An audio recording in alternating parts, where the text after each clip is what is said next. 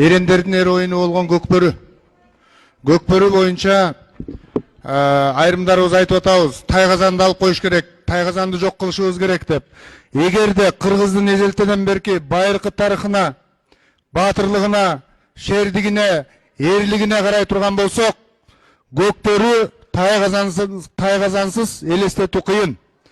Эгер тайгазанды алып кое турган болсок, анда кыргыздын жигиттери жоолук салмай оюнун ойногондой болуп калат. Ошон үчүн көкбөрүнү, тайгазанды жайына эле коюш керек. Көкбөрү эзелтеден бери кыргыздын духу, кыргыздын жүзү, кыргыздын балбандыгы, баатырлыгы, эрдиги 28 жылда биринчи жолу бир кырсык болду. Бир туура түшүнүп атабыз биз дагы. Ал үй бүлөгө терең кайгыруу менен көңүл айтабыз. Бирок 28 жылдын ичинде бир кырсык болсо, ошого таяп көкбөрүгө чектөөлөрдү койгон, бул болбой калат.